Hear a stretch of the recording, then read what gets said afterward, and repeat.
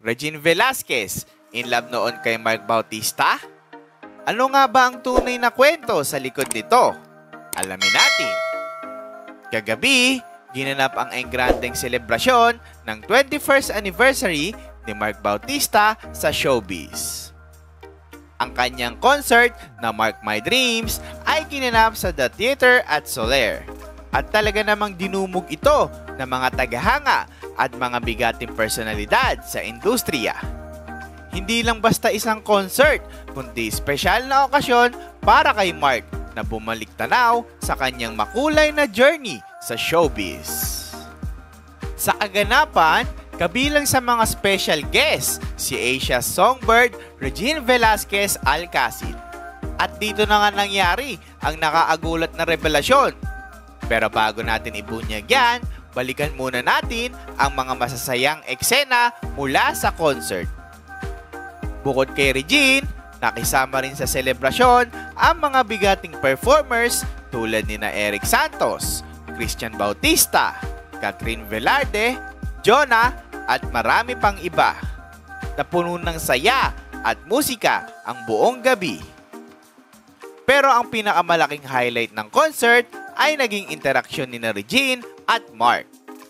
Habang nagbabahagi ng kwento si Regine tungkol sa kanilang mga pinagdaanan, noong nagsisimula pa lang sila, isang kwento ang talagang tumatak sa mga manonood. Ayon kay Regine, nakita na niya si Mark noon, palamang nagsisimula ito sa Star 4A night. Kwento pa niya, nakita ko si Mark, bata pa lang siya, and the first time I saw him, he had this really nervous look. Nakakatawa, di ba? Pero ang nakaagulat na bahagi ay nang inamin ni Regine na talaga raw in love siya sa boses ni Mark. I've fallen in love with his voice and his personality. He was quiet. Ani pa niya, sino ba naman ang hindi mapapa-in love sa boses ni Mark? Di ba mga kita-kits? Pero hindi lang doon natapos ang kanilang kwentuhan. Nagbiro pa si Regine na siya ay magbibida sa isang Viva Max series na may titulong Pokpok, ang babaeng karpintero. Siyempre, pumatol si Mark sa biro at nagtawanan ang lahat ng manonood. Hindi mo talaga matatawaran ang chemistry ng dalawa. Bukod sa kilig, maraming memorable moments sa concert na ito. Lalo na ang duet ni Mark kasama ang isang virtual version ni Barbra Streisand. Talagang pinaghandaan ito ni Mark at makikita mong hands-on siya sa buong production. Siyempre, hindi natin malilimutan ang suporta ng Viva Entertainment sa likod ng concert na ito. Pati na rin ang presensya ng mga bigating boses tulad ni na Boss Vic Del Rosario Jr., Vincent Del Rosario at Veronique Del Rosario.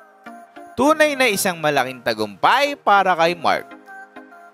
Makakakita kids, hindi lang basta kwento ng tagumpay ang ipinakita ni Mark Bautista, kundi pati na rin ang pagmamahalan at suporta mula sa mga kaibigan at kasamahan niya sa industriya. Lalo na kay Regine Velasquez Alcacid. Talagang isang gabi ng musika, saya at kwentuhan na hindi malilimutan. Ano ang masasabi niyo sa revelasyong ito? Na-inspire ba kayo sa kwento ni na Mark at Regine? I-comment nyo na yan sa ibaba at huwag kalimutang i-like at i-share ang video na ito. Hanggang sa muli mga kakita-kits, abangan nyo ang susunod nating episode dito sa Kita Kits Showbiz.